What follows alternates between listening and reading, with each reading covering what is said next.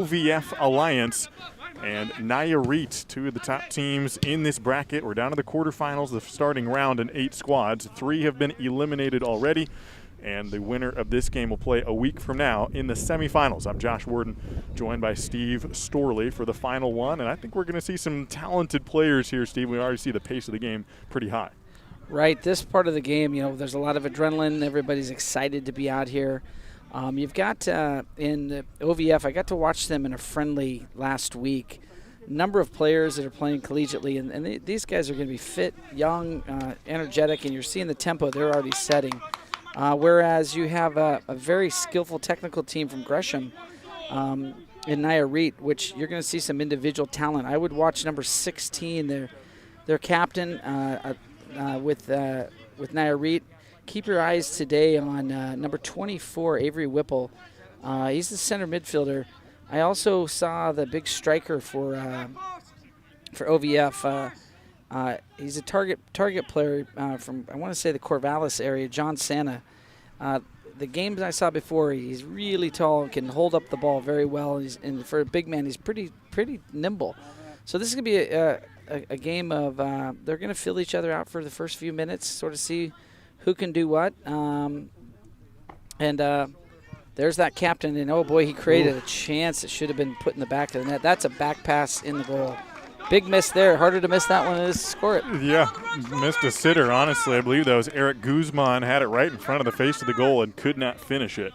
It is Nayarit in the bright yellow/green jerseys, and OVF Alliance are in the blue kits with the gold numerals heading towards the south goal, which is on the left side of your screen.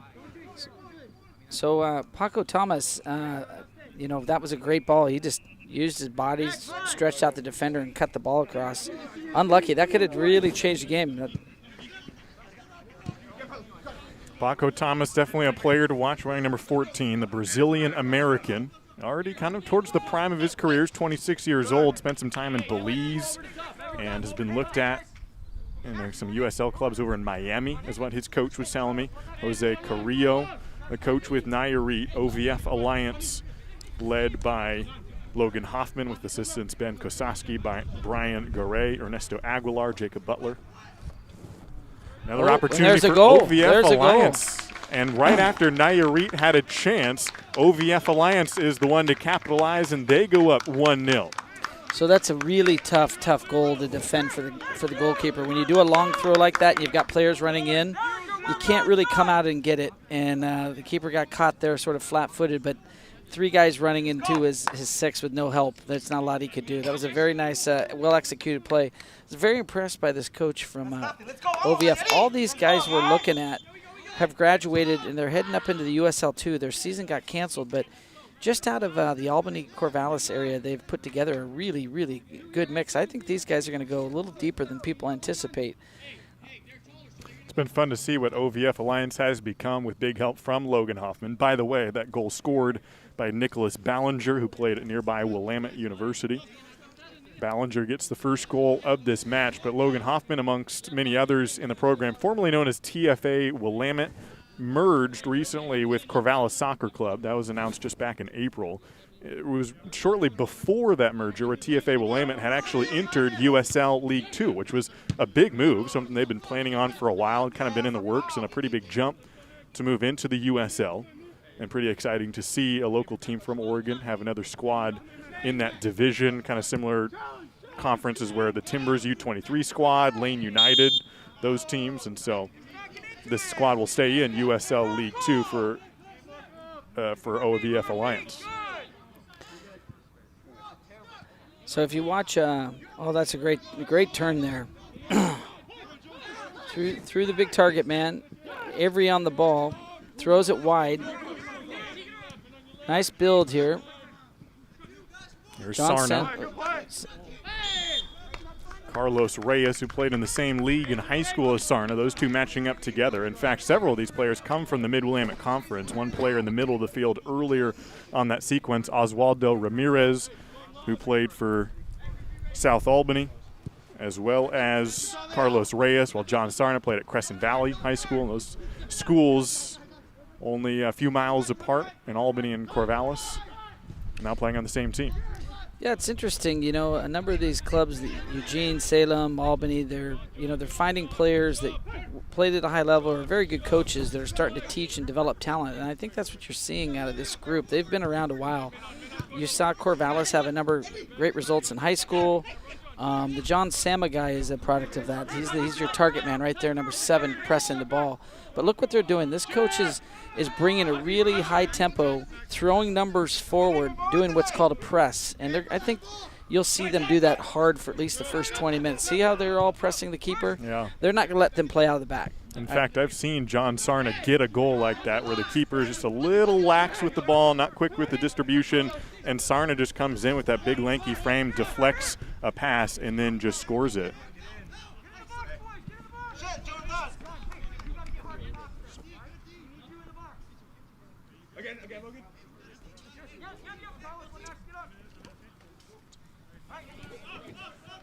So it is 1-0, OVF Alliance on top. Brazilian on the run. Oh, gets tackled from behind. That could be a card. Yeah, he's pulling for a yellow. So you can actually slide tackle from behind, but you can't go through the guy's leg, and that's what just happened is the big center back to buy some time. Now, that's not a bad foul there because he stops a breakaway.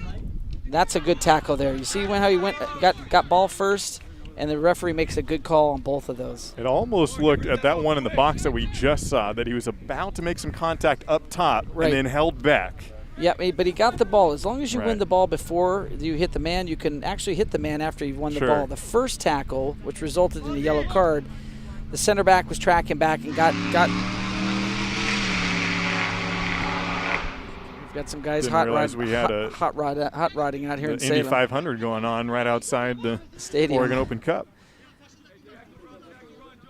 So, yeah, that results in a yellow when you tackle a player from behind going to goal. Yeah. Sometimes if you're the last defender, it actually can result in a red card. Sure.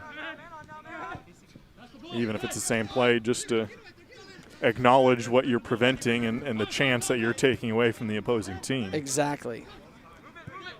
And often at times the referee is going to interpret it as a professional foul, saying that, look, you're trying to stop a goal. Right. So if you're the last man, it results in a red card, and you've got to go off the field and play short. Or even the full extension of that to not a foul necessarily, but pull a Luis Suarez and just stop it with your hand when the keeper's out off his line.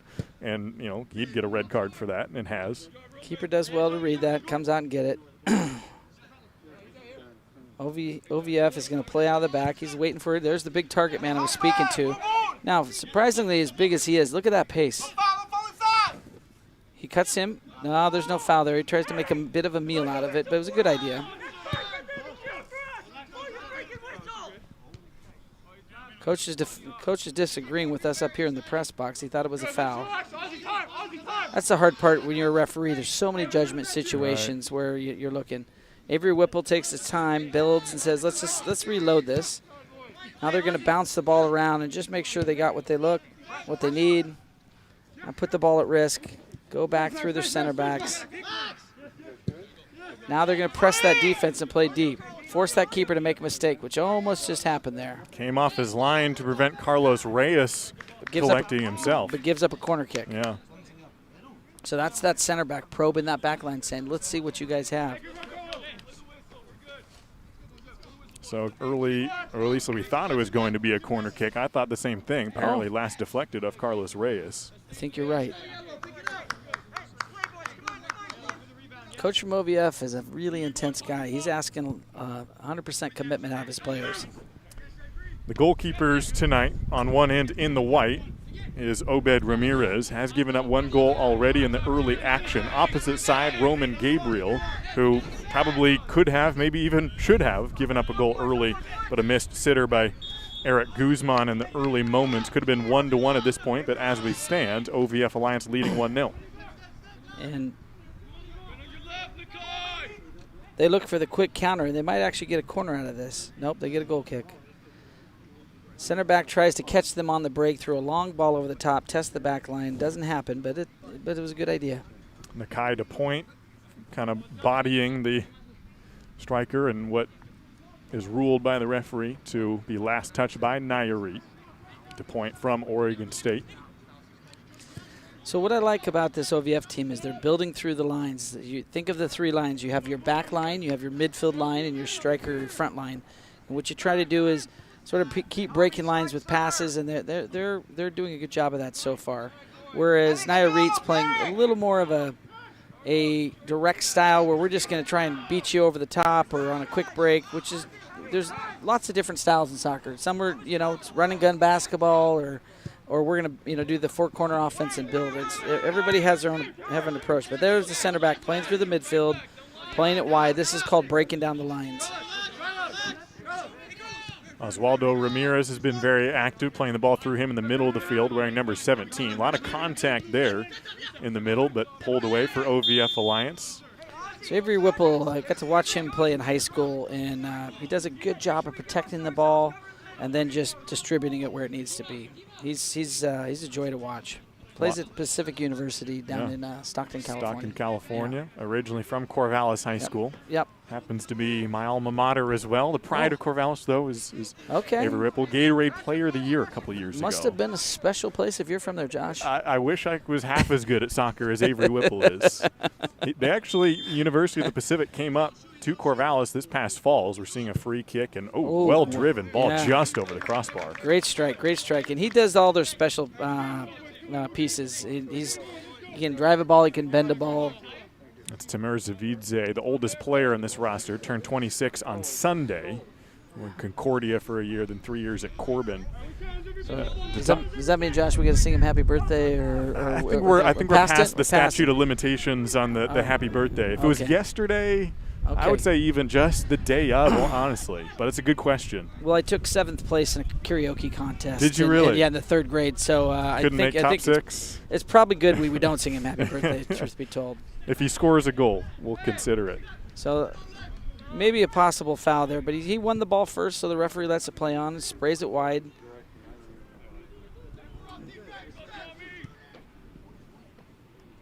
Well played by Jordan Bayaz to stop that counterattack for Nayarit. So both teams are settling in, trying to figure out who's going to do what.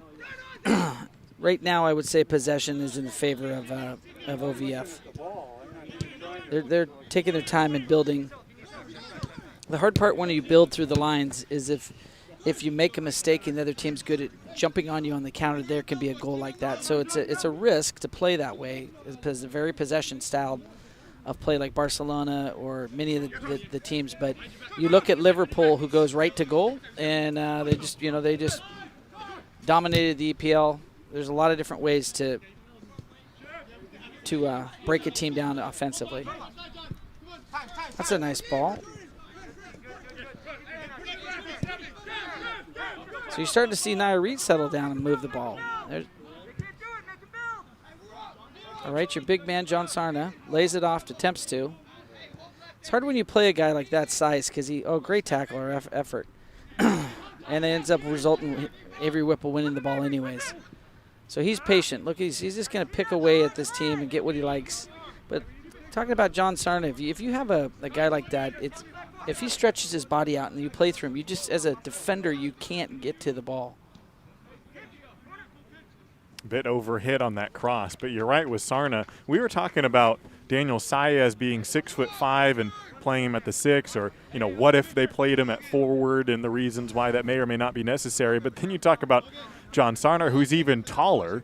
Sarna, who's listed at, let's see here, I had it written down. Sarna's got to be 6'5", 6'6", yes, right? It was 6'5", actually. So he's about the same. Yeah. He seems taller because he's not filled out as much. So he kind of looks 6'7" with his lanky frame. But he's about 6'5". But they do put him out front as the forward. Interesting decision, but he's made the most of it over the last few years, at least that I've seen him play. Well, you take one of the perennial strikers for England, Peter Crouch, who is even bigger than both of the Saez from PDX, who won before in the game 4-0 over IPS, who was playing at the center midfield, dropping what's called a holding mid or the number 6. And then you take John Sarna, who's up top, and that's where Peter Crouch played. And so, that was a good effort, good idea. A little touch there off his head. It could have been a goal. But you take John Sarna and, you can play balls through him all day long, and he's smart enough not to try and beat players on the dribble or with pace, he's going to do what he does well, which is be a target for other players to run off of. And that ball went right over the head of Nick Ballinger, who's the one player to score tonight in the 3rd minute. The score remains 1-0 in favor of OVF Alliance. We're currently about 15 minutes into this contest. That was a great win by the right back. He just timed his the ball in the air and won it, and then OVF cleaned it up, and now they're building.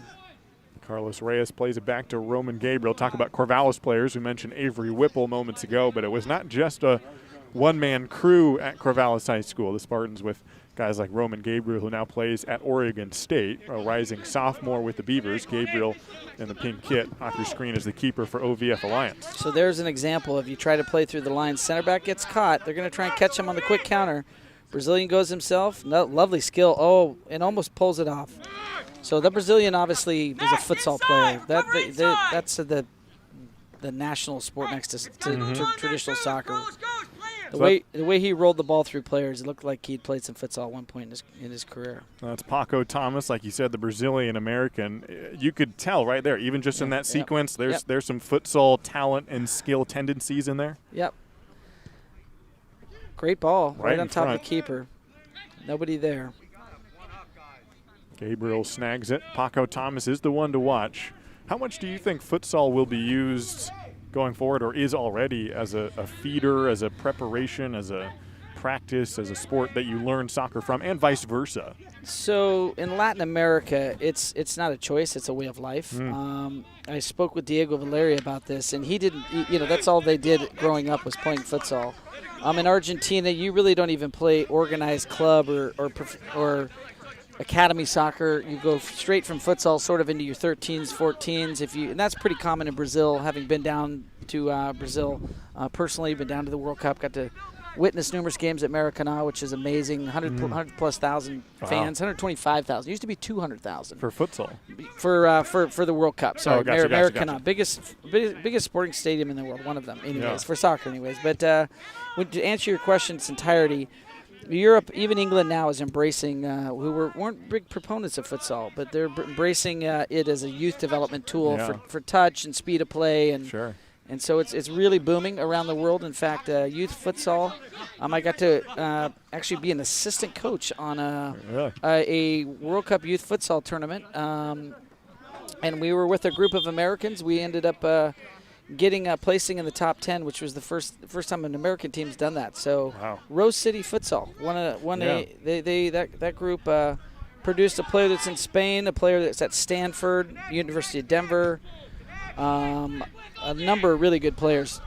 I will tell you that futsal is it's a different game, and it's not the answer for everybody, but that's a foul. That's going to result in a free kick. So let's watch. Ooh. Let's watch number 28. I bet he steps up and has a go at this again. A little extracurricular activity after the foul. Definitely was not a clean tackle, like you mentioned, and then a slight push afterwards. Yeah, he got him in the legs as well. Timur, how do you say Zavidzi is, I think, he's going to step up and have a go at this. Now, that last ball he hit was a dipping instep drive. So that you're hitting it with your laces, and you're trying to get the ball to drop at the last minute. Let's see if he can pull that off here. Otherwise, he's going to try and bend the ball. The way he's lined up straight on the ball tells me he's going to hit it with his laces. We'll see if the keeper catches it. He had a nice kick on a free kick earlier in this half, just off frame, but over the top. So he's setting the ball, made sure that tape was off the field, and he laces it with a dipping ball. Did you see that? Ooh. Yeah, he's exactly what I thought he was going to hit. Now, if that's in the corner, that's really hard to read for a keeper. Very few guys can actually hit that ball. The guy that hits that free kick the best in the world is Cristiano Ronaldo. Yeah. He has a wonderful instep drive that drops like that. If you're a goalkeeper, you don't even know where it's going. Now, I'm sure part of that, as Nayarit quickly in a counterattack blocked away, nice defense from Avery Ripper going all the way out of bounds. That sort of sinker ball would be effective both to escape the hands of the keeper, but even if he gets some fingers on it, to create a rebound if he can't field it cleanly. Yep, there's a saying, keepers make saves, and that creates results of knockdowns, follow-ups, all the above. In fact, there's a lot of players in the world strikers that just make a career out of following up off missed shots. Yeah. I think of a great English player named Brian Robson who used to do that. I'll give you another joke. We used to say the best guy at following at free kicks was Rick O'Shea. He was an Irish guy, so sorry, stupid joke. But I think you got to watch Paco Thomas. He's isolating these center backs for OVF, and I think he's going to beat one of them and get a goal. He's certainly not going to stop trying. I'm very impressed. He's taking guys on and trying to make a mistake.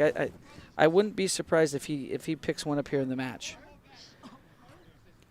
OVF Alliance controlling possession, I would say, but not dominating necessarily. They lead 1-0. Zavidze has had a couple opportunities in free kicks. Likely won't try anything on this one other than a cross in front of the box, perhaps. So what's your center back number 2 and John Sarna here? They're going to try and throw a ball into their bigs. There's the ball with a little bit of bend, and there's your center back with a goal. I told you, number 2. You see it? There it is. Number 2. That's your center back. Great ball by Max Berner Hayes ends up with it, and Timur Zavidze with the free kick. And although Max Berner Hayes scored it, you almost give more credit to the kick that set it up. That was a beautiful ball because it's dipping, it's coming from deep, and I'd hate to say that I called it, but you kind of did. You know that's going to happen because you've got a center back who's good in the air. He's about 6'3". You've got John Sarna 6'5" up there. Those are guys you're going to try and put the ball on.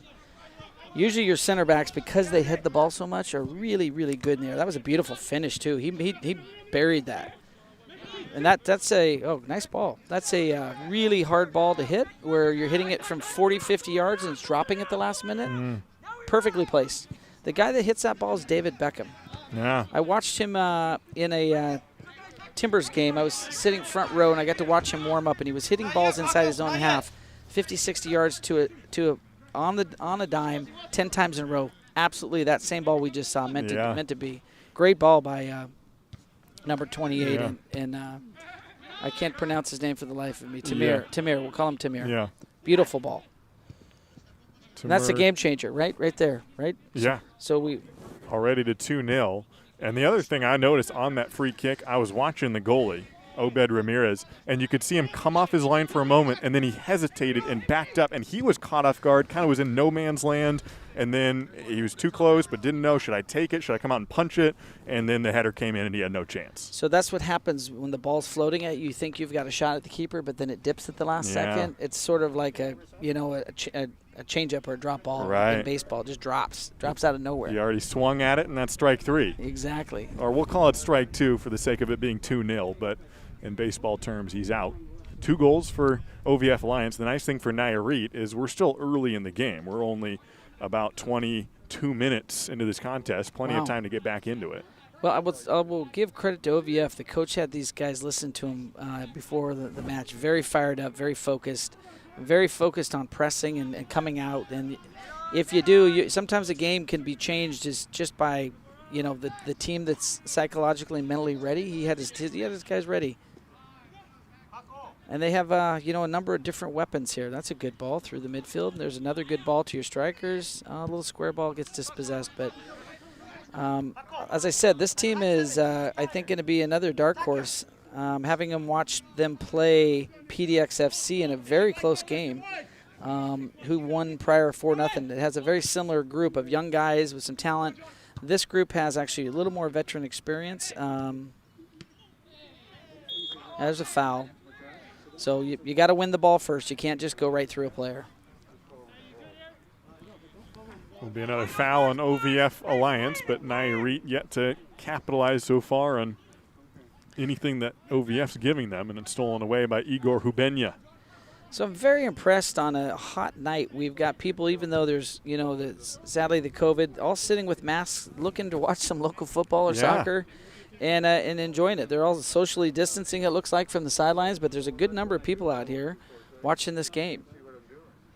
And I hope a lot more watching online. Thanks if you're joining us from the comfort and safety of your home, watching some live sports, something that, sure, it's coming back in some areas, MLB baseball, the NBA perhaps, but we got the Oregon Open Cup, too, right here, locally in Oregon, the 2nd annual.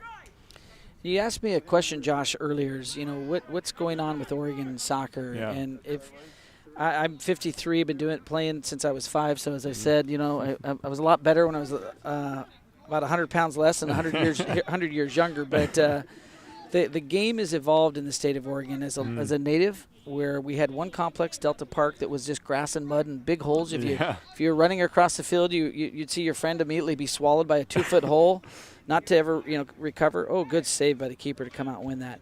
But we now have complexes all over. Field turf is such a game changer for people in the Northwest because the rain, if you play in mud and rain, it slows the game down and the ball doesn't go. It doesn't pass or play cleanly. Your touch is really hard to complete. Now, with the evolution of field turf, kids can play year-round, and there's field turf complexes everywhere. So you're seeing all these micro clubs. Heads up. Oh, boy, that was coming right at us. I nearly caught it. Carlos Reyes launched that one right over us. Well, good thing I protected you, Josh. Thank you. You can buy me a beer later. Thank you. But in all seriousness, yeah, we're seeing all these small communities build complexes and fields, and even around the country, people don't realize that there have been more soccer stadiums built, professional stadiums, than any other sport. I want to say over 50 professional stadiums. Really? Wow. We're pushing 30 teams in the MLS. The thing I'm most excited about is oh boy, the center back went down hard there. He's all right. He's just making a meal out of it. I really thought. But that's a red. He calls, oh my gosh, that's a red going through the ball. Goodness. Oh, I think he saw him go through the tackle, cleats up is what he's calling. Straight red. Yeah, straight red. That's. I think. I'm glad that the player's hurt, but that's a big blow for Nayarit because that is their target man, and he is done. There's no changing that call. I think if you don't win the ball or if you tackle through the ball with your cleats up, the referees are really trying to protect players now, so they call them as they see them. Yeah, glad to see he's not hurt. Like you said, that is Paco Thomas who got the red, who's kind of the star player on this team, the Brazilian-American being looked at by some clubs in Miami like USL clubs, and he's done for the day only about a half hour into this game. We're about in the 26th, 27th minute. Wow, that is a big blow. OVF coach is trying to calm his guys down because he knows that changes the game right there. Now the linesman, he's going to go have a word with him. He's saying, I've got this. I was on top of the play. It's actually the referee's call. The linesman should not be calling that when the referee's right on top of the ball like that. In fact, the linesman is certainly there to support the referee. It looks like he might go have a word with him to leave the field. He's booking him, as they call it. He's writing his name in the book, saying 14. I know this is going to make this is very upsetting for Nayarit. They're not going to be happy with that result. So Paco Thomas is sent off to play with 10 for the remainder of the game. He wanted them at least just to have a conversation and have the referee go over to the linesman and say, what did you think? Have you ever seen a linesman, a situation where they talk and then the referee, after showing a card, redacts it? Have you ever seen that? Only and only when he's given the coach a yellow. Only and only when the referee doesn't have the position. That means maybe the linesman saw something closer, so maybe the referee got pinned down in the middle of the field and the linesman was closer, but not in this situation. He was right on the ball. Now that is a judgment call, but I think you'd have to watch it on slow-mo replay a couple times to see kind of where the infraction occurred. I would say it was probably him going into a dangerous tackle. You don't get a red unless it's that. Now, it's fortunate that the center back wasn't hurt, and I think he drew a little bit of attention to it. But he really did cry out in the beginning and then quickly popped up. There's a foul. He might throw a yellow just as a makeup. No, he's keeping control. He's keeping it. And these games, these cup games, when you have two emotional teams, both coaches are very fired up trying to get a result. Yeah. This game's far from over. It's 2-0 in soccer is it's certainly that OVF is in control, and it looks to me like they're dominating. But one goal can absolutely, especially like this is a good ball. This is dangerous. Nope, it's too deep. You got a big back line. Oh, bad touch there. This could result in something. Oh, good save. Good save. Roman Gabriel cleaning it up in the back end, the keeper for OVF Alliance. It is 2-0, and without Paco Thomas, Nayarit will be hard-pressed to come back, but plenty of time on the clock at least, and they've got some other talented players as well. So Oswaldo Ramirez probably should have just cleaned that wide, and he let Roman Gabriel poached the ball off him and crossed it. Very dangerous. Now, the goalkeeper on a near post cross that's square like that, he's got the advantage. That ball should have been cut back. There's the keeper again. And anything inside the 6, they say, is the goalie's. Yeah. But nonetheless, those deep balls like that, they break lines, and you can sometimes poach something. That's what almost happened. Looks like OVF settling down. They're going to build again through the lines. Take their time. What you're seeing Nayarit do is just sort of drop in and put 10 guys in front, 2 lines of 10, and they're going to just sit in and try and steal the ball and counter. And that's a great goal. That is a great goal. Had an assist before. Now he's in the book scoring one. Yeah. 3-0 OVF Alliance. You know he's not going to miss. Beautiful half volley. What happened there is he made a beautiful, quiet diagonal run through the 18. Nobody went with him. And what a cross! I didn't catch who got the assist there, but what a beautiful ball through. Yeah, I know Tommy Case had it before. I think it might have been over on the far side, whether it was Ballinger, but Zavidze finished it off. Yeah, that was a world-class finish. Took it first time off the bounce and buried it. Absolutely buried it. Keeper had no chance. Very clinical. It wasn't a counterattack. They were just kind of playing it in between the lines for a moment. Exactly. Nayarit was settled defensively, and then just in a flash, 5 seconds later, he had an easy shot center of the net. So he caught the center back flat-footed. When he ran that diagonal run across the 18, they didn't see him coming, and he, beautiful surgical little chip through the lines there in the back line, and he buried it. Well-timed run. Nice, beautiful goal. 3-0. I mean, guys, if you're watching this at home, I would tell you that is as good as anything you'll see at any level. This is OVF is credit to their coach. He's created a very well-structured team with a balance of players that do well in their spots and seem to be have a nice form. Their energy and the effort to track back and get goal side is very, very good. But here comes Nayarit. Back to the center of the field. Sometimes when you lose a pivotal player, it actually inspires the rest of the guys to say, okay, we've got to take a bigger role. That's a good ball. And that's, a good effort. Tough luck. Great ball across the 18, cut back, and he has a go at it. That's a hard ball to hit when it's coming in bouncing like that. He made a fair effort at it. But yeah, when you lose a big player like that, a lot of times it inspires the other players to say, we're not going to sit and watch. We get the mic now. Right? Yeah. Well, they have had a couple opportunities there, although OVF Alliance has extended their 2-goal lead to a 3-goal lead since Paco Thomas was sent off with a red card a few minutes ago. John Sarna with it. So Whipple tries to throw a deep ball over the right back's head. Plays a little short, but Sarna cleans it up and regains possession. Obed Ramirez comes off his line to catch that one in his gut. We talked about the difficulty for IPS's goalie last game to give up 4 shots behind him, and already in the first half 3 for Ramirez. So the Timber, great turn by the big man. He holds the ball up and then turns him. He's still going himself. He's going to have a go and almost, well struck. Nutmeg the defender to fit that one in front of the goalie. Tough luck. Nice run, nice turn. Goes straight to the net. Makes defenders make choices. Unlucky on his finish. I do realize, Steve, that we were talking about Timur Zavidze earlier and how he turned 26 on Sunday, and I think I said, you asked, do we sing him happy birthday? I said maybe if he scores a goal, and he was the last one. Boy, so maybe at halftime when we're off the air, because we're not gonna subject the listeners. to that. Josh, if I think he probably got his birthday gift, which was that half volley.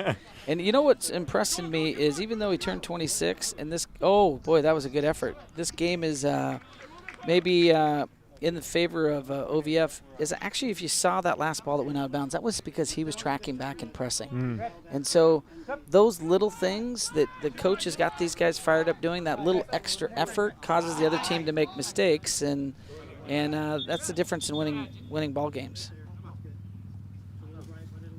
Substitution for Nayarit. Kevin Escobar comes in. So this group out of Gresham, I remember that a lot of these guys grew up in a club called River Plate, and they were at the youth level. They were state champions a number of times. Wow. Yeah, really, really. And I can see about 4 or 5 of their players that used to be, as youth players, dynamos. They were fantastic. It's great to see that they stayed with the game and are, continuing to compete. But the hard part here is, as a coach, when you've got one man down and you just lost your target player, is how do you adapt now? What do you do? Right. Because you're down 2, you got to come out of your shell and try and create opportunities. Yeah. So if they do, and they try and throw guys forward, they're really going to be stretched in the back and in the midfield. But it doesn't look like they've done that. Usually what you'll see is, as the game progresses, is they'll start throwing, Nayarit will start throwing more players forward, trying to create some type of opportunity. Because if you lose 2-0 or you lose 10-0, it's the same. Right? Right. You're not in this cup, right? That's a single elimination. Knockout, you're done either way. You're out. Talk about options in terms of formations. When you go down to 10, there's no perfect answer. The perfect answer is, well, play with 11 if you can. But when you're down to 10, you gotta make do. So in terms of the formation you go with, what are the options you're working with? So that's obviously coach's discretion, and later in the game, you've got to throw numbers forward if you're 2-0 in the hole. At this point in the game, if you're a coach, and my background, I was a Division I college coach. We would probably still maybe try and play. That's a goal. Oh, he slips and falls. We would try to play sort of stand up. What you'll usually see, to answer your question in its entirety, is you'll usually you'll keep your back line at 4. You'll play 3 or 4 in the midfield. And maybe 5, and then what you'll do is throw one guy high, and you try and go through him and break on the counter. Yeah. But you can't give up your shape defensively. So a lot of times you'll just play 2 lines with plenty of numbers with one guy high, and you try and counter. That's a great strike as well. Look at that ball dip. Oof. Boy, he can hit a ball. Again, Ramirez seemed to catch a little off guard, like he didn't need to come off to the side and then all of a sudden realize, I got to reach out to grab that. That ball seems to knuckle on him a little bit. Well, spin away from him. That's the same ball that that he hit before, that free kick. It dips. It's hard to read because it looks like it's coming to hit in your hands, and all of a sudden it turns and drops. You mentioned a little bit as we're about to see the corner for OVF Alliance, and they stack a lot of numbers right near the box. Only 2 players in the back. Real quick, excuse me, Josh. Yeah. They're going to go through. They try and put the ball right on. There he is again, number 2. They try and put the ball right on top of the keeper. When you have size like that. You're basically going to swarm him with your biggest guys. Think of putting two big giant fir trees around around the little willow, and you squish him. So that's what they did, and they overhit it. And number 2 is dangerous. He's in the air. He's already scored. We got 2 pine trees, if you will. Max Berner, Hayes, John Sarna, both well over 6 feet tall. Yeah, I'm guessing 6'3", 6'4", and as well as 6'5" in John Sarna. So. That's a real advantage if the other team doesn't match up well. And if you notice did you see the adjustment that Nayarit made? They put their center back that's got size. Here comes a counter. He's going to take him on. And, keeper almost makes a mistake and slides through. Goalies should never be beaten on the near post. He does a good job to protect it. And Gabriel collects it on the near post. Hard to see if that was going to be on frame or not. There's a push after the play. Reyes gets back up for OVF Alliance. Ballinger plays with the left foot. A little under hit towards Sarna. Nice skill by the center back just to win that ball and then play it first time to his teammate. Man, Sarna is relentless. Well, he will press everybody. And if you look at all 3 players are immediately attacking the ball. They defensively transition really quick, which is look at that energy out of a striker. A lot of strikers they like to stand up there and receive the ball. Right. Credit to this coach. He's got his players fired up and everyone's pressing and doing their job, and it creates that doesn't allow the other team to play out through the lines. And that's the modern game. Everyone is going to a really high press with a major intensity. Liverpool's made it very successful in the EPL. You can take Pep Girardola at Man City. Many of the Spanish clubs, work very, very hard and try and win the ball back in the other team's final third. If you win it down, if you can steal it from them in their final third, you're right on top of their goal, right? In the old days, what you did is the Italian style was you played for a tie and you dropped 10 guys in front of the box and you tried to steal it and come out of your fort and attack, counter. And that still works. Some people utilize that as an approach, but in this example, I think that Nayarit's going to have to come out of their shell pretty soon here. Sun's going down on a result with 10 men. Literally and figuratively. Literally and figuratively. Yes, I was going to add that. Yes. Good tackle by Avery Whipple. Yeah. Times it very well. Plays a nice clean through ball. Look at that. Beautiful, beautiful ball. Keeper's coming out. Goalie comes way off his line. Oh, nearly. Ooh, snagged it. So you got John Sarna making a run to the 6. Big target. He tries to chip him instead of cutting it back. Sarna was there right in the center and had Ballinger maybe a little arc on that ball because Ramirez was way out near the edge of that box. Exactly. Caught it right there. Could have been. But OVF Alliance still up 3-0. The 3 goals so far here in the first half. 3rd minute, Nick Ballinger scored it. In the 21st minute, it was Max Berner Hayes on a fantastic assist on a set piece from Timur Zavidze. And in the 29th minute, Timur got one of his own. In between those two was the red card from Paco Thomas, one of the star players for Nayarit. Happened right near where this dust-up occurred. Hopefully not a significant injury and doesn't look to be for OVF Alliance's Igor Hubenya. He's okay. You're going to watch, I think, between now and the halftime, I think you're going to see OVF just, well, I thought they'd slow the game down. That's a beautiful ball and a big, deep switch on the run. Hits him in stride, cuts it back. A little bit of footwork, and he cuts it back. Where's the targets? Ballinger a little overhit, but Zavidze there. Great choice to cut it back. This is where you get dispossessed and counter. But look at the numbers that you see.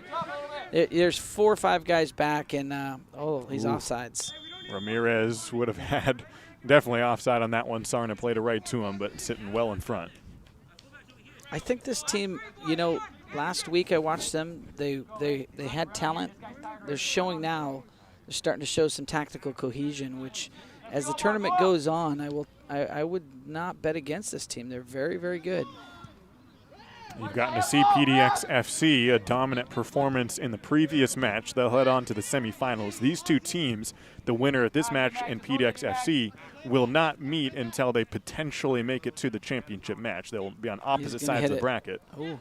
Zavidze had a chance. You were thinking he might take a shot on frame, but he had different ideas. Well, he tried to play a little 1-2 with his teammates, and when he put his head down to pass, they had already made a diagonal run, and they were no longer in the space. It was a good idea. Just that happens. I think they were all anticipating him shooting too.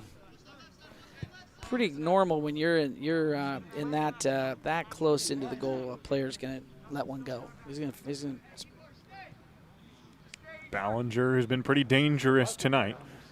Had it taken away right as he was making his move, working up the left wing for Nayarit, but not making the most of it. So Nayarit's trying to counter, and they've got one guy up, and you're looking at 2v6. That's a very hard way to break a team down. Makes it very, very challenging. That number 9 has got to find the ball to help his teammates. He's got to go to the ball because they're just so overnumbered. For the most part, OVF Alliance has stayed pretty aggressive even while maintaining a 2 and then 3 goal lead. This is kind of the first time we've just seen them bound it around in the back and not really do anything intentional with it. But now Carlos Reyes has it and loses it. Yeah, they're building. They've got 3. I think you're smart. Avery Whipple's trying to slow the tempo down and just play the ball around the back. Let's keep possession, break some lines. We got the numbers, and then we'll go. And he doesn't see what he likes. Now he plays it square or wide. Building through the back, like I said, they're going to take their time and just let's slow it down, get to the half, play through the wings. Reyes tucks behind Zavidze, looking for Carlos, who plays it in, but easily stopped by Nayarit's defense and Kevin Escobar. So the 6'5" John Sarna does not slow down. Look at his energy for a big guy. He is pressing, and look, he created that. His energy and effort, that pressure created that opportunity for Tamir to win the ball back. Looked like he was trying to find Ballinger. It was right on goal. Ballinger just a step too late. There's half.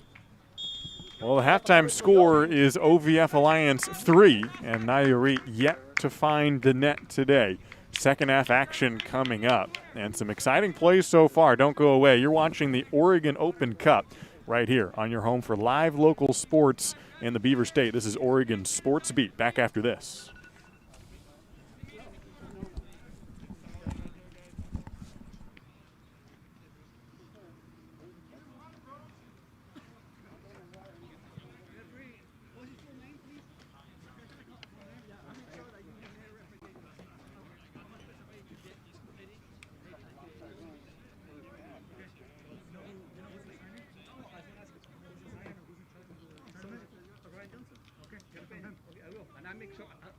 even get a lawyer, dude, I'll make sure. No worries, man. Okay, I promise you. Yeah. I'll pay my tax and everything. I guarantee you, man. That's good. Hey, fuck, I got him. Is the red card, we're just doing broadcasting. Did he go over the ball with his No, Yeah. no, records for hands. Hey, horrible, Brett. Never again. That was my first. That was my first foul. Oh, look at my eyes. First foul doesn't Even matter. you said no. Listen, Okay. listen. It's all right. Hey, listen. Okay. You said I was late, right? But I barely Listen, even you were touched him. late. Dude, No me crees. you barely got over the ball, and that's why. I I got know, the ball listen. and I got his leg. But that's a yellow card. Okay. That was my first fucking foul, bro. Listen, I'm letting you stay here. Regularly, It if don't- you get a red card, you have to go. Just relax. I know, but listen. I know. I'm You done. ruined the fucking game Hey, by I'm giving done, me a dude. fucking I'm red done. card. I'm done. And then what? I'm done. Come on, man. Back They're up. fouling the same fucking thing, and you don't call nothing. He lost his whole career now. Oh man, you're so fucking young and so silly.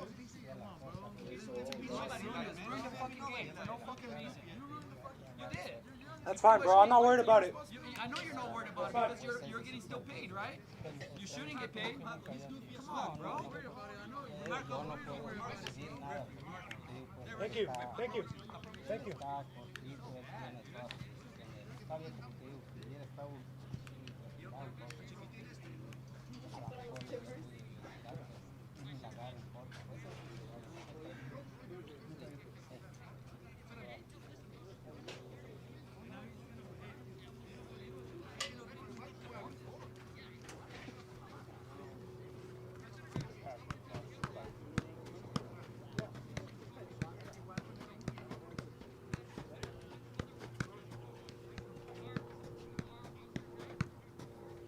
Cuando, Héctor, una pregunta, cuando en los aventones allá, ¿las amonestaste a uno o a uno o a los dos? ¿Cuál? En los aventones allá que a veces amonestaste a... Nomás amonestar que... No, porque nomás uno lo jaló. Sí, pero... Bro, you're still talking, ya, bro. Diego, ya. You're still talking. Diego, no le hables. Ya, Diego, ya. Nomás So déjalo. what? So what? You're the elder, bro. You should Ya, respect. Diego, ya. You should respect. You're the elder. You want to see him, bro? I'm right here. Ey, bro. cálmate pues, ya. Fucking old Cálmate, ass, ya, bro. cálmate. Bro, act your age, bro. You're old as Ya, fuck. Diego, acá están acá arriba, Ya me- cálmate, ya, pues, ya, cálmate, ya déjalos. Cálmate, ya, tú. Bro, that's all I hear, bro. Keep talking, bro. Ya, cálmate, ya, cálmate, pues, ya. Ya, cálmate, ya. Bro, get out of here, bro. Diego, cut it out, bro. Si la jugada está arriba, ya déjalo. Ya, señor, ya. I'm right here, bro. You're not coaching me or anything. Bro, shut the fuck up, bro. No one's talking to you, dog. Everybody gets me. What's up, bro? Cálmate, ya. Wow, bro. They like to fucking run their mouth. What do you care about? Cálmate. Don't worry about it. Not even a big deal. That's what they always are, dog. Okay, yep. They're playing bad, they're mad. You go, bro, they're fine.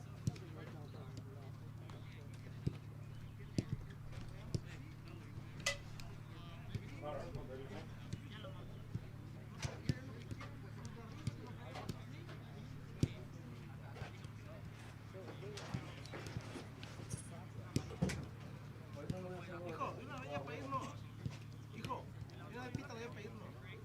¿Sí? Sí, para irnos de una vez. ¿Ya? Pues, ¿se dicen ustedes? No, pero pita que ya que empiece. ¿Se dicen ustedes? Si ustedes están de acuerdo. No, que empiece. ¿Ya que empiece? ¿Está bien? Porque Ya, pónganse entonces, ya vamos. ahora para irnos de una vez. Gracias. Ya.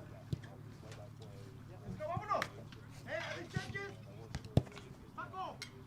¿Any Sam?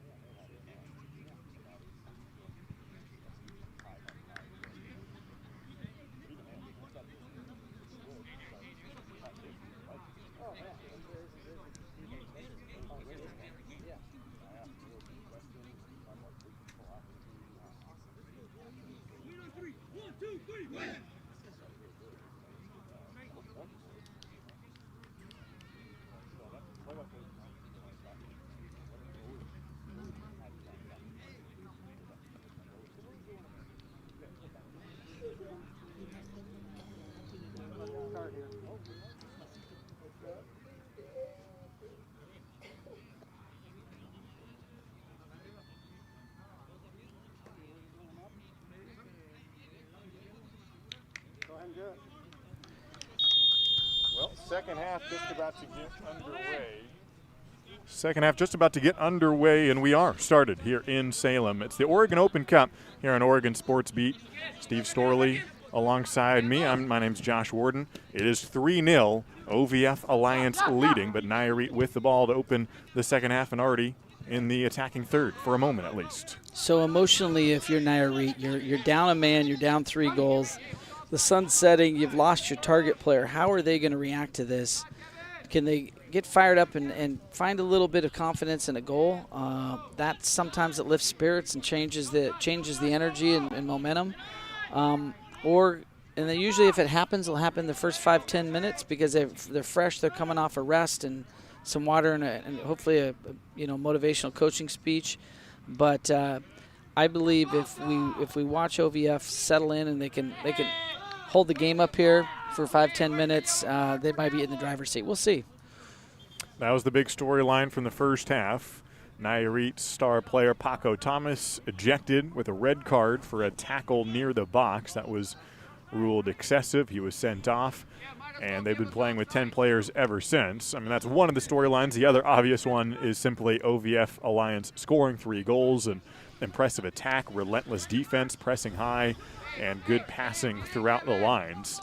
And they've been clinical, scoring 3 goals, and I have a feeling they're not going to let up in the second half either. So here's a set piece. This guy's going to hit a left foot curling ball right on top of some of the targets. Watch 24. Oh, boy, that was a good ball. Nobody on it. Wow. Their coach, OVF, is fired up saying somebody's got to get their head on. You cannot let that ball bounce in the box. Yeah, for no one to touch it. I don't know if that's more disappointing for the defense or the offense, for no one to get to that ball off the back post. Yeah, that was a well-hit ball. I mean, all you got to do is touch that. I would say this when we're speaking to storylines. If Nayarit had lost that player and was a bad judgment by the referee, and we can go back and look at play-by-play or replay and slow-mo, but I think you would have to say, okay, that changed the course of the game. But in reality, is OVF, all 3 goals they have scored have been beautiful goals that were very deliberate, well thought out, well built goals, and so right now. I don't think that was the game changer. There's been a couple guys who their name may not be in the book. John Sarna and Avery Whipple being examples as that ball across the face of the goal goes all the way over the end line for a goal kick. John Sarna and Avery Whipple, no assists, no goals, but they've made a huge impact in the center of the field facilitating tonight. I would have to agree. Avery Whipple's been spraying the ball left and right, finding his teammates, changing the point of attack, settling the ball down, being always an option to his teammates, and winning some balls too, which is always important for your deep center middies. And then your man John Sarn is just a wonderful target, but even more impressed with him and the way he presses the ball. Not only does he present himself offensively, defensively, he's been making the life of the back line really, really hard for Nayarit. Talking about players in the book, Nick Ballinger, Max Berner-Hayes, and Tamir Zavidze, the 3 players who have scored. Ballinger, the first scorer, nearly manages to get that one up high on the bounce, but can't collect it. So you had 1 substitution at halftime, it looks like, maybe more, but for number 13 has come on for OVF. He's playing center back. I believe that's Omar Dominguez. And subbed out from it looks like Mac Berner-Hayes, who did a great job in the first half of commanding a presence, obviously making an impact and scoring a beautiful header on a set piece. And the coach is probably testing. He looks a little younger. He's probably giving him some minutes, and he's doing a good job of possessing the ball, playing through the lines. Number 13. What's his background? Yeah, Madras native, went to Willamette University. Biology major there. Okay. Even a Future Business Leaders of America president in high school of that organization. So successful on and off the field. Well, as a former Bearcat coach at Willamette. Wow. Yes, you didn't know that about me, did you? You like to see that from the Bearcats, huh? I do. You know, I did the men and women there, and it's great to see that program continue to be successful. It's a beautiful facility, great school. Every kid that I had there was far smarter than they forgot more about school than I ever did, but really bright young men and women. Dominguez from Willamette, the first scorer tonight, Nick Ballinger, played at Willamette. I believe he just finished this past fall, if I'm remembering correctly. And you talk about players who are successful off the field, in particular Willamette University guys. Nick Ballinger has planned, I don't know if he's still expecting to do this, but to move to Rome to study master's degree in sports management and coaching. So perhaps a man after your own heart, getting into coaching a little bit and the connection to Willamette. Good for him. Good for him. You know, I mean, that's what we need for soccer to develop in the United States, is more guys going out and learning and challenging themselves and studying. I've been fortunate enough to go to Brazil and spent 20 days down there studying. I've been to Spain about 8 times, Holland 3, France. Oh boy, my favorite I think of all times was going to the Ajax Academy. I went 3 times, and that's one place they really develop a ton of players. They sell for a lot of money. One of the things that stands out to me as that cross deflected and scooped up for Nayarit is the difference between U.S. men's national coaches, whether it be current or past, a guy like Jurgen Klinsmann or whoever may be, where when will it be consistent that the coach is a guy born, raised, played, bred in America, rather than a guy who either is from a different country, played in a different country, cut their teeth in a different country, then comes back to America, which is fine, but also, I don't know, maybe shows that America still doesn't have the breeding ground that many other countries do. And sure, I mean, that's understandable on a lot of levels, but it's just kind of fun to see a guy like Ballinger from America getting into coaching, and who knows where he'll end up. But. I haven't been to Italy many times. That is a think tank of football. And if you look at right now, one of the great clubs coming up that no one saw is at Atalanta. They're trying a completely different style where they're leading the Serie A, the first division, in the most goals. Coaches basically said to the team, you will not play the ball backwards. We will go and score goals. And they've managed to come out of the cellar of the Serie A up to the top.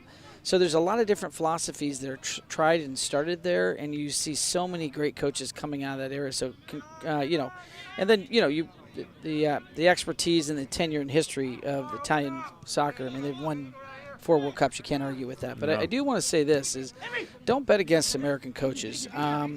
I like to think of right now Bob Bradley. Yeah. He went over and won in Norway. He was very successful in the collegiate ranks at Princeton and different schools. He was very successful in the MLS. And then to go over, got into the EPL. He was given just a cup of coffee there. But straight to LAFC and immediately dominates with a first-year team. So second guy I think that no one's talking about enough as an American football coach or soccer coach is Jesse Marsh. He came through the Red Bulls organization, and he is now with Red Bulls in Austria and winning all kinds of big games and tournaments. And they didn't believe in him, said, how can this guy be coaching here?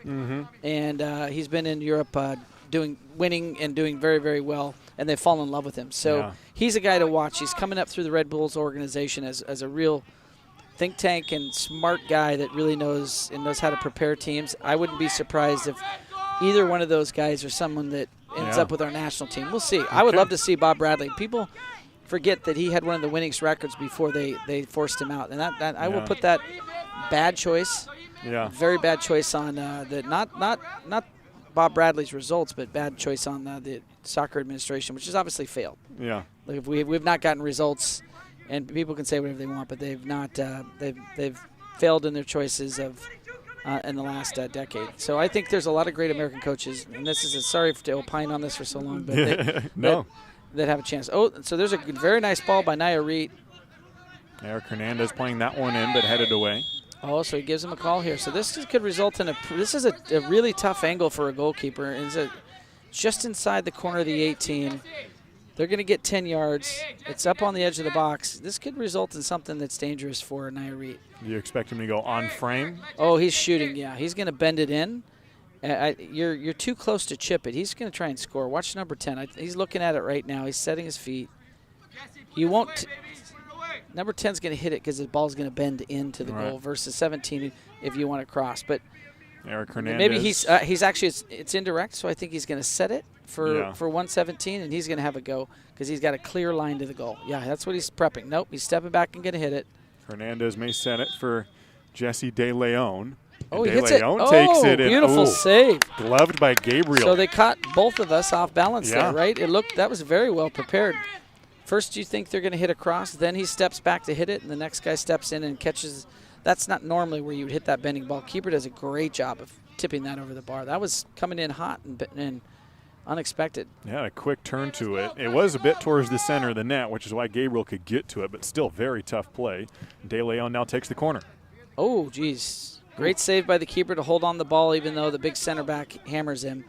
That is where, when you take off that 6'3" center back in Max Berner Hayes, that's what a big center back will do for you. Okay, so here we go. John Sarna using his length, and the Nayarit center back does a good job of just putting his body between it and cleaning it up and keeping possession. We talked about John Sarna being so active as Nakai DePoint and a number of different defenders help out on the back end, and Gabriel getting a little fancy in the back end but cleans it up. John Sarna has been so active defensively, even when the keeper has the ball, one of the defenders, and he'll keep on pressing, keep on searching. But I've seen Sarna even when the ball's on the opposite side of the field, so it's ahead of him on Nayarit's end. He's pressing the other way. He's coming back trying to steal it from behind. He's not just poking it out trying to get goals for himself. He's coming back playing the middle of the field and going everywhere. Yeah, he's trying to drop what's called between the lines. He'll try and play in those little gaps. I watched him last week in a friendly play right between, and he's got a nice touch for a big man, so he can get into that sort of above the midfield and find those little spaces. What he's trying to do is drag center backs with him. When he does that, it clears the space and allows for guys like Avery Whipple or Tamir to drop a ball into a space that was vacated. And that's a good target striker. He knows how to drag center backs around the field. Looks like they're subbing him off and giving another guy a go. A nice run for John Sarna. Very effective player. Knows what he can do. Nice result for him. Replaced by Stuart Ashleman, the Salem native from West Salem High School, and then on to Goshen College in Indiana. So if you're the coach, it makes sense. You're up 3-0. Why do you want to put one of your target players at risk? This game is well in hand with OVF. There's no reason to put those players at risk. Mateen Kashaban replaces Carlos Reyes, formerly rivals in the Mid-Willamette Conference. Kashaban from Crescent Valley High School. Mid-Willamette Conference first team this past fall. He's only 18 years old. So you bring on fresh young legs like that and let him show some energy, and he might find the net and really put this game out of contention. Not uncommon for a coach to sub at this point and bring on some fresh legs and try and give experience and time to some of the other players on the field. Let's talk about Nayarit for a moment. They have been kind of had their backs against the wall with the red card to Paco Thomas earlier. But what do you like about what they've done despite the circumstances, despite the 3-0 disadvantage? What's something that you have seen that's been positive for Nayarit? Yeah, look, they're not quitting. They've been to the other end. The hard thing to do is just break down a team that's winning, that's got confidence. And oof. Rubenya played one in the front, cleaned away. away. So there you go. You're playing through your target man. He's going to hold the ball up and get some numbers. Some guys attacking the wings. Tough touch, but good effort nonetheless. I would say Nayarit is, they're look at this is what's the results been since they've been down by a man? It says the game hasn't. Yeah, 1-0 since they lost them, and it was 2-0 before the red card. Right. So they're sometimes it inspires the team when they got to dig in and play sort of a 10-man zone. But they're doing a good job. And if you notice, Avery Whipple is just putting his foot on the ball and standing on it. He's slowing the game down, saying, we're not going to give up possession. We're going to play through the wings.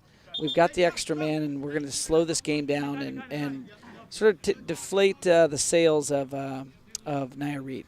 And the other thing to add to your point about how Nayarit stuck with it, the goal they gave up after the ejection of Paco Thomas was almost immediately right afterwards. So it seemed like they had a moment where they needed to collect themselves, but they settled down after giving up that goal, and they've been clean ever since then. So what's, I think, the difference is, oh, there's a good fair tackle, and the ref doesn't call it. That was oh boy, that center back went right through him. He's in pain, though. I think he might have gotten hit in the wrong place. Yeah, hopefully that'll just take a moment to walk it off and give Nick Ballinger a second to recoup himself. It did look like that. It didn't look like person-to-person contact. I think the ball just hit him hard. Yeah, so look, I mean, at the end of the day, that center back went right through the middle of the ball. There's no foul there. That's a good clean tackle, and just tough ricochet for the OVF player. That might take a few minutes to heal. And look, he's trying to help him up, saying, "Hey, man, I hope you're okay. I've been there." Yep. One of the things I would also add to Nayarit is that coaches made some adjustments and brought on some younger players that are demonstrating. If you look at the big target striker, he's doing a good job of holding the ball up. And with Nayarit, you got a name on that young gentleman? For Nayarit? The head forward? Yep. He's the one who just came in, yep. and he was not one of the guys on the roster, so I'm not sure about that striker up there. Well, he's been holding the ball up and trying to just, hold it long enough for players to come to him. And then he's also made adjustment for about, I see 2 or 3 new guys that have joined the game and that are younger, but they're showing a bit of energy and fight. They're not giving up. Nayarit has stuck with it. They have not allowed any goals since the 29th minute. Back in the first half, we're now about 16 minutes into the second half. Tommy Case to Avery Whipple, and then Case goes face first into the turf, and a yellow card issued to Nayarit. So Nayarit's just getting frustrated. They're being outpossessed by OVF, and this is pretty common in the game. Is guys get frustrated, they can't get the ball, so it gets what's called in soccer a little chippy. It gets a little chippy, and the referee's doing his best to control it.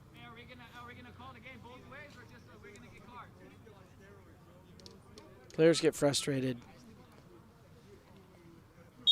but I prefer a game where players play with passion and they don't just put their head down. Look at number 9, Omar Alvarez. He's pressing the ball as if the game just started. It's great. It's great energy.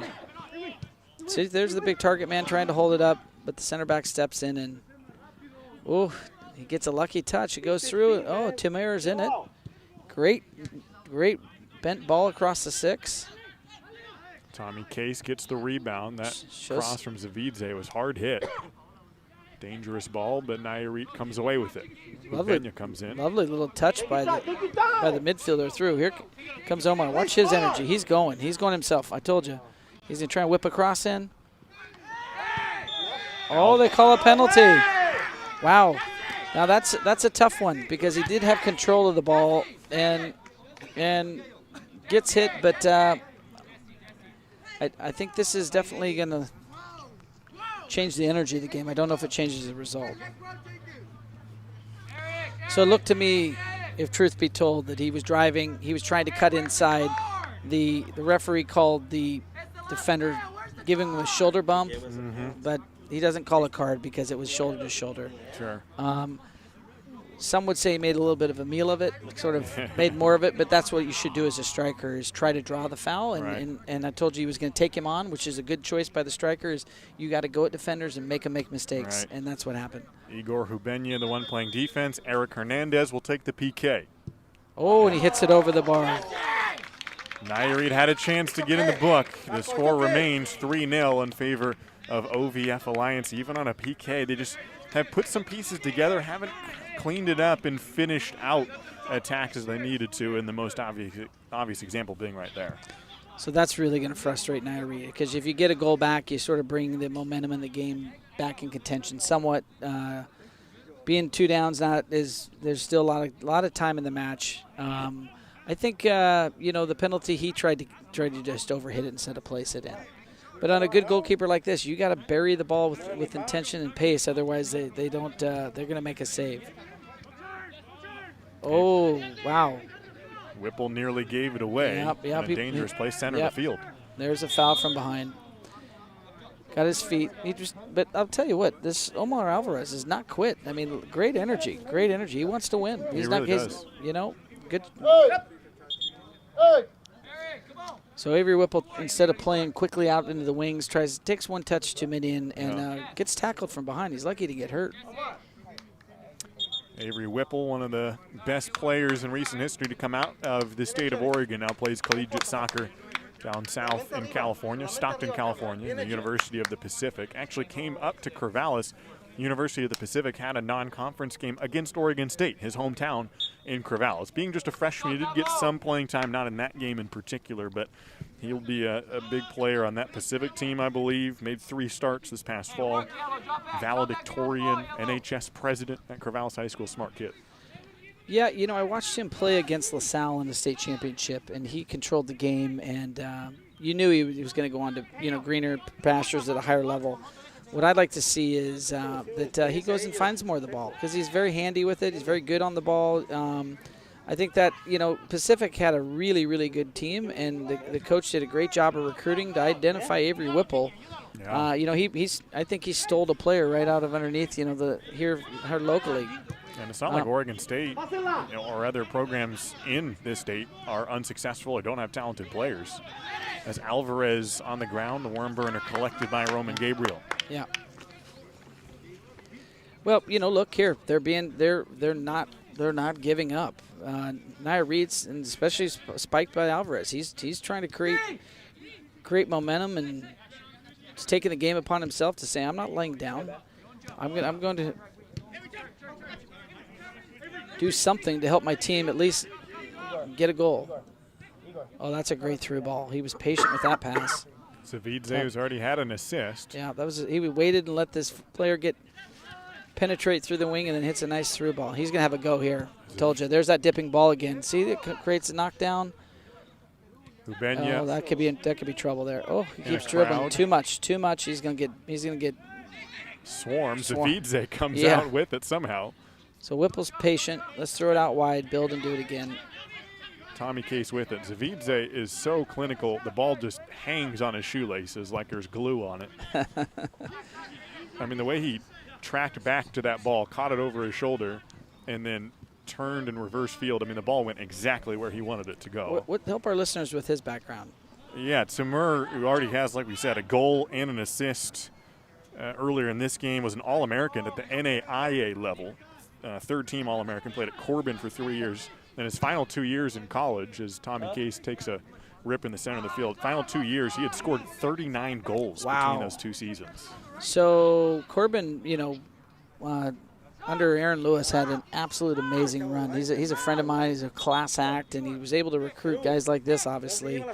NAIA, what people don't know is you're allowed to bring in some older players, and they have rules that allow for more opportunities for players, so it's not so bound by, the NCAA. What that creates, and having coached college, we played Boca Raton and Lynn University and the University of Mobile, who were all consistently national champions or always top 3. You had players from around the world. Some of these guys were just absolute dynamos and technical wizards like you're seeing out of this Tamir. And, obviously for him to score that many goals means that he was a real impact at Corbin. Aaron Lewis has moved on to Gonzaga, and I wish him well and hope he does well. I think he's going to help rebuild that program that was sort of in the cellar, and now they're starting to find their way out. Yeah, there are some talented players at the NAIA level, even though, sure, technically it's a step below D1 or Pac-12 conferences, Pac-12 schools, but a lot of the individuals, you wouldn't notice. You wouldn't know that. Josh, I'm going to have to take a counterpoint there. Technically or by league, it is and good save. It is and it isn't, but there's not uncommon for these NAIA teams because they have such a lot of times, international flair. They have maybe some older, more experienced players. They'll go toe-to-toe with the NCAA top 10 Division I teams and beat them or give them a run. Yeah.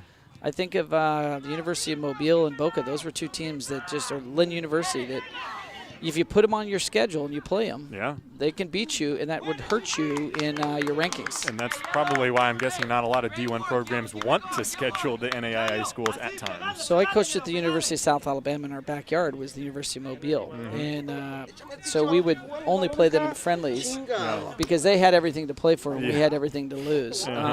But, you know, we put them on the schedule a few times, and it usually was a war, just a local war. But there's lots of NAIA teams around the country. They're very good. How did it go when you did play them in friendlies or when they were on the schedule? I've never lost a game. I've ran out of time a few times, but I've never lost a game. So it's a good answer. It's a safe answer, but a good answer. No, we didn't. Unfortunately, I'll stand by my record. We did not lose to the University of Mobile. That's the sports information direct. But coming back to the game, we've got Nayarit, who's been pressing. Omar Gonzalez hits another ball in the box. He is creating all kinds of opportunities for his team. He's just not finding that last touch. He spent a lot of time in the left wing, has Omar. Well, he's finding the ball, and he's making a big impact just through energy. Here comes a shot. Oh, he mishits it, but good idea. You like the aggression from Nayarit. Sure, they haven't finished it off. I do. Great job by the coach in the second half to inspire his guys, bring on some fresh, new, young legs, and move people around in positions. Even though they're a man down, they're actually starting to control the game. Yeah, Esteban Cruz, the one coming up from the back end to take a shot. From the left back position, cutting in, and having a go from 40 yards. And I wouldn't be surprised. Nayarit's been a little out of sort, haven't gotten a goal, but I have a feeling that if they are going to score a goal, it might just be from a left back or whoever it may be. Exactly. That's what happens when you get sort of disjointed because you're down a man, is someone else steps up and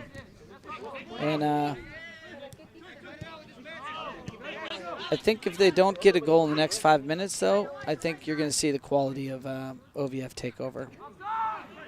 Zabidze close to offside. Yeah, well, they got it. He was. I think if they'd finished that penalty, it might have inspired even more energy, because now you're 3-1 down and you're trying to just get it close. You're playing for a tie, which can result in a cup match. You can go to penalties and everything under the sun. We did see that earlier, in the team that the winner of this game will play. Puerto Paisas won 5-4 in PKs, as that foul called on Esteban Cruz, say with OVF Alliance, but they'll head to the semifinals, and the winner of this one will play Puerto Paisas. Okay. And that'll be next Saturday here at the same venue. So we saw in PDXFC a very, very fit, athletic team that's very technical, and a couple pivotal players. And Saiz, Cuban international, who defected to the United States in the Gold Cup not long ago. You saw a very steady back line.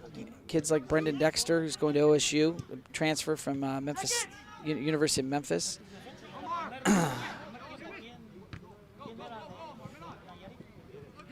That's a handball. He missed it. But, again,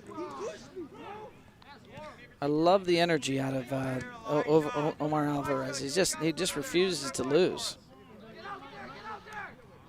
Nice ball through in the left wing. OVF Alliance already with 3-goal lead and well wide. He's driving across the box. Nothing wrong with having a go. Team Kashaban, who entered the game earlier this half. Coach is asking him, hey, instead of beating 3, let's pull the trigger sooner and see what you can get. When you're running across the 18 like that, if you have a go, hits off of someone's shin, you get a deflection, you get a knockdown for your teammate. All kinds of good things can happen. I have to agree with the coach. He's doing a great job of managing this group. I love his intensity. He wants to win this cup. Great header by number 13 from OVF. Yeah, Omar Dominguez.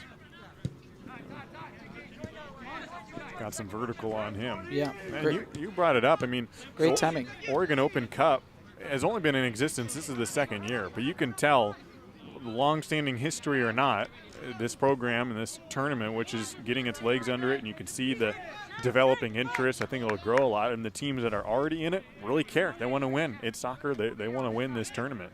Well, that's why I'm excited to help out with the broadcast. You know, soccer in Oregon at every level is growing. We have all kinds of new young teams popping up in the USL2, USL. Oh, there's a great finish. Great finish.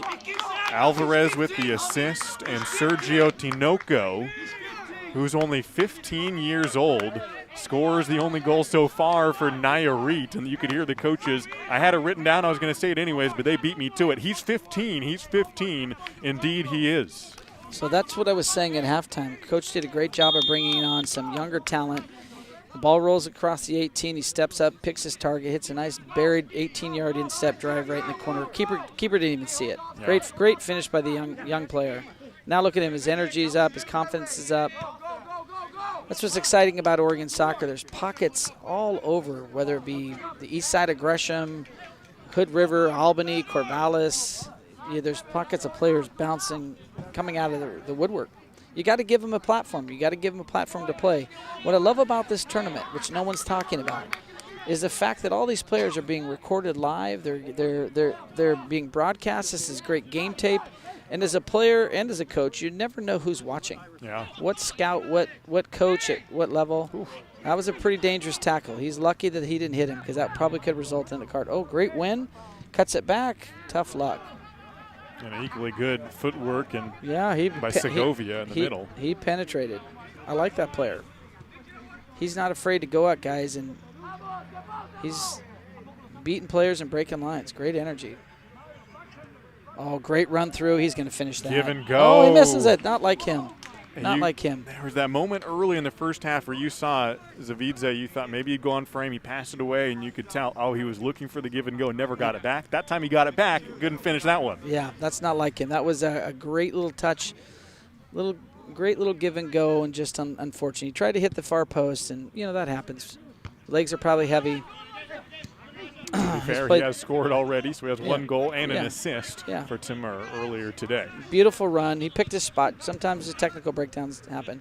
Nice little bit of skill by the 15-year-old. He's still got possession. Oh, he goes for it. There's a call. Yeah, that beautiful bit of skill.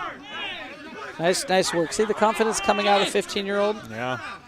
He's got two guys on him, and he's going to keep taking him on and beating him. Now let's see if they throw some numbers for it. Coach is holding them up, saying, let's get some bigs in.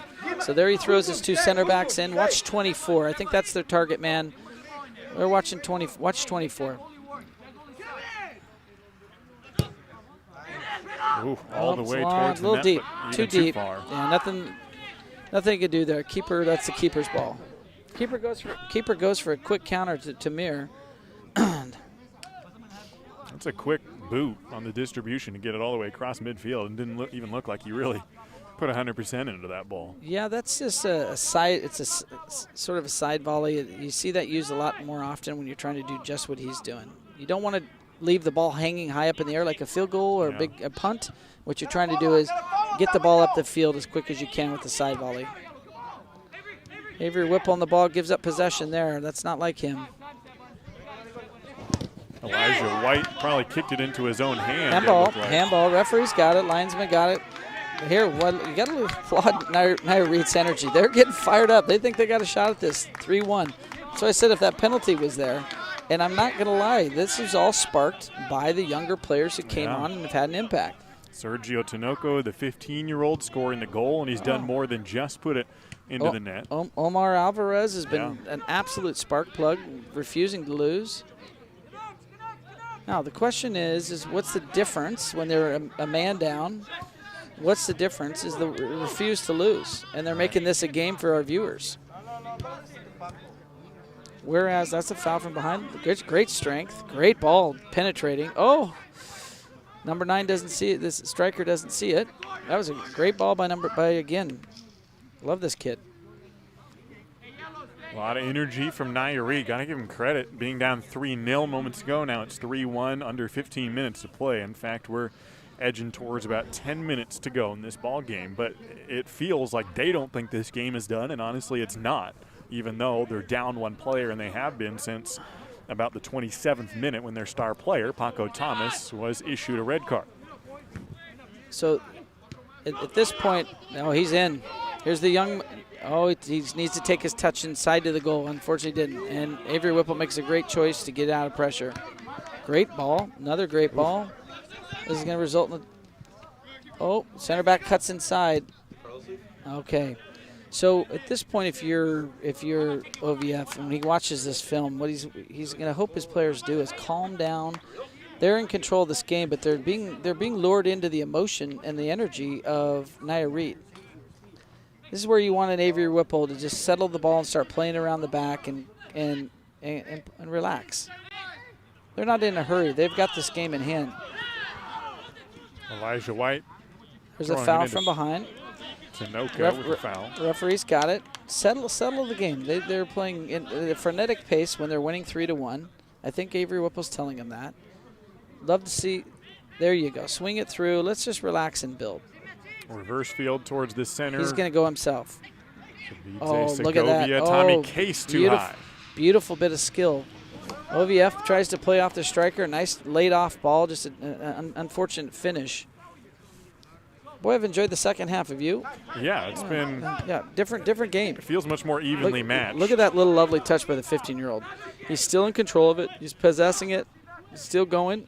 I think he's going to get dispossessed here, though. Yep, too much, and that's what happens. He's frustrated on that. Oh, that's a beautiful switch right in the lane. Oh, we're going to have a contact here. Oh, and chips it that's up the game. Impressive What a finish. Timur Zavidze, his second goal. What a beautiful ball. Don't forget that quick counter. That was played in stride, sucked the keeper out. What a beautiful ball. 81st minute, Timur Zavidze already with an assist, his second goal, and chipped that right over and ended up just under the crossbar. And let's not discount that long ball by right out inside his own midfield. He hits a big deep switch in stride to Timur Zavid. So you're looking now I think Nayarit's going to be very defeated, except for these young guys who won't give up. That was a beautiful goal. Timur has, if it wasn't already known, established himself as one of the top players in this cup. So that's 2 half volleys for him today. He'll be happy. Look at the energy of him pressing. Good effort, good effort. It's a good call on the foul.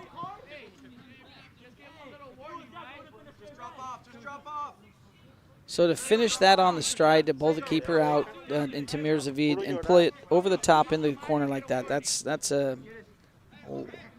wonderful, wonderful world-class skill. It's very hard to do on the fly, on the bounce. Yeah. And remember, he was running full steam. He slowed himself down. Oh, great effort. Good redirection on the header. Yeah, nice ball in and good effort. And like you were saying, I mean, the keeper was right in his face by the end of it. Yeah. And he placed it perfectly. Now, it was an open net to a certain degree, but not an easy play to make. Well, if you're banging in 30, 40 goals in college, that means you've got a lot of patience in front of the net. So, all right. Making a run and trying to make the most of a misplayed ball. Timur will throw it in.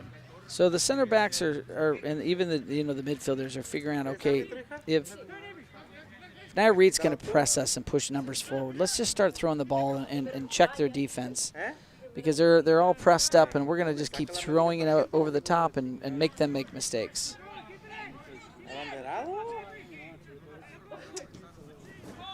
It is 3-1. The one goal in the second half for Nayarit, or 4-1 now, I should say. Sergio Tinoco scoring for Nayarit, but equaled by Timur Zavidze. Okay, here we go in a 3v2. Let's see if the youngster, unfortunately, not a very good ball to him. Coach is going to slow this game down with some subs. How much time's left do we have there on the clock? We got unofficially working with about can't be much. About 6 or 7 minutes to go. And that's just my timer here that I'm keeping. Tinoco does not. If it wasn't for his frame and the fact that we knew he was 15 years old, you wouldn't think that. Yeah. The energy of a 15-year-old, sure, but and the skill. Yeah, he's got great confidence. And this is you asked me in the earlier game. What does America need to do to get to another level? Just what you're seeing. We have to have younger players playing against men on a regular basis, being challenged, not always being successful, failing a lot, and getting these opportunities to play in front of a camera, a live audience at home watching. You know, lights, fans, and by the way, this has been great in the Oregon Cup. We have a number of fans, even though that we're in a pandemic, that are wearing their masks, socially distancing, and watching the match on a beautiful summer night. The sun's setting. What would you say, Josh? It's about 70 degrees. Right around there, and just a beautiful horizon. It's been, you know, deeping orange hues above the far skyline as Evan Hoover comes in for OVF Alliance. Just a beautiful night for soccer. I really like that last sequence OVF Alliance had. Ashleman ended up shooting right to the goalie, but he and Elijah White, a little 1-2-man game. And now White again on the right wing, working a lot. So 16 has come on for OVF, and yeah, Elijah White, you're talking about that, and then Hoover more recently. I believe he had the assist. Did he have that long switch to Mir? I believe that was him that hit that long deep ball on the fly. You know, he looks like a youngster as well. He's showing a lot of promise. Yeah, he's only been in college a couple of years, New Mexico, and then coming back to Oregon. He's an Oregon native as Hoover off the crossbar bounces down and out. Hoover had just come into this game moments ago. He thinks that ball crossed the plane of the goal, and honestly, for a moment, it looked like it was glancing in. Perhaps the spin of the ball made it come out because off the crossbar, it's going to backspin. I think the refs got that one right. But the whole ball would have to be across the line. I think if it hits the post and it goes straight down, it's a goal. But for it to come back at a diagonal means it probably didn't cross the plane. There's a goal anyways. Back. Elijah White will clean it up. So instead of Evan Hoover, it's Elijah White, who we were just talking about, now at Oregon State University. And White makes it 5-1 for OVF Alliance. Good for him. He's pleased with himself. You know, he's in there banging away, knocking on the door. He gets a goal. He gets rewarded. Yeah, that ball off the crossbar. It's unless you're standing down there as a referee and the lines person not right on the line. It's hard to read from up here in the press box. I thought when it came off the crossbar, I thought that was going in, and the only way that did cross the plane and come out is if the rotation coming off the crossbar and down put such a spin on the ball, rotating backwards. But you're right that it's so hard to see. It probably didn't cross all the way over the line, and either way, they got a goal seconds later. Oh, there's a good strike. Yeah, Look at the energy. Elijah White making a nice deep run. Oh, that's out of bounds. Nearly gets it. Kept it in for Stuart Ashleman.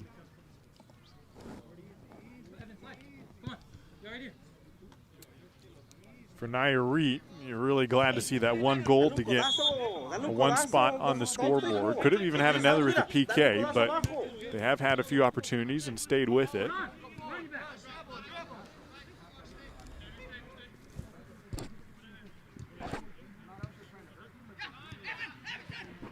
I really think that this Nayarit squad, under different circumstances, could have made a run in this cup. We'll see what they do in the final moments. Keep your eye on Tamir. He's making a late run in the box. Unfortunately, he doesn't get the payback for a beautiful ball he played through out on the wing. And he calls a foul. So just a minute to go, I think. It looks like OVF is taking control in the result. Showed that they have a lot of weapons. We'll watch this group through the cup. I think be very successful. They've got a lot of very talented players in the right spots. Their coach has them very well organized, playing through the lines and playing through their better players. And they've sat down a number of great players like John Sarna. Yeah, and Max Burner Hayes. Here we go with Omar Alvarez. Look at him go. He's not going to give up.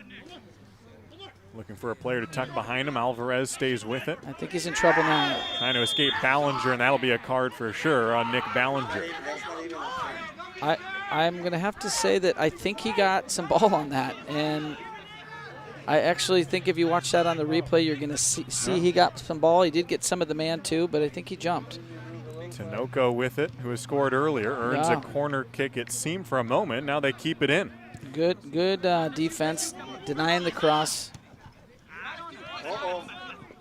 If Elijah White could have kept that one down a little bit, Ashton that's a great early ball. Wow. To Zavidze, can he get room? Look at his balance to hold the ball up with the guy banging like that. Was an amazing ball to see that player running through and curl that ball around the back line.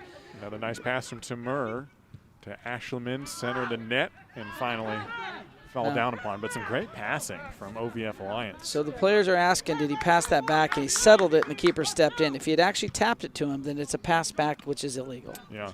Good call again by the ref. Actually, look, I think the referee, and this is a challenging, very passionate game, has done a good job of controlling this. There's so many tight judgment calls he's got to make out there, and I think he's doing a pretty decent job.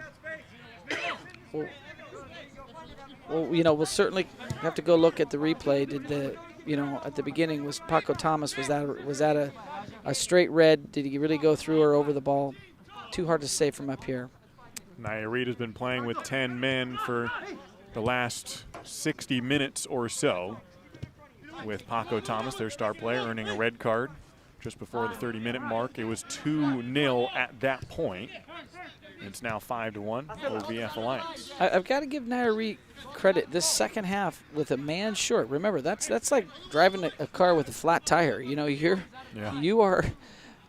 It's very, very hard. They give them credit. They fought to the end. They didn't lay down, and they battled. Well, the final score is 5-1. OVF Alliance advances to the semifinals. They'll play Puerto Paisas next Saturday at the same venue. Check back with Oregon Sports Beat to find the schedule and all the broadcasts next week for the semis and the championship the week after. It's been fun to bring you the first day of the 2020 Oregon Open Cup right here on Oregon Sports Beat for Steve Stoley and the whole crew here with Oregon Sports Beat. I'm Josh Worden signing off from Salem. Oregon OVF Alliance wins the final game of the day and keeps their run alive in the Oregon Open Cup. One last thing, Josh, I got to say, what a birthday gift to Tamir Zavi. Two beautiful goals, right? So happy birthday to him if he's watching this on the replay, and really appreciate partnering with you tonight. Yeah, good to meet you, Steve. Thanks for joining me here on the broadcast, and hope to catch you next week. For everyone here at Oregon Sports Beat, signing off from Salem, you've been watching the Oregon Open Cup.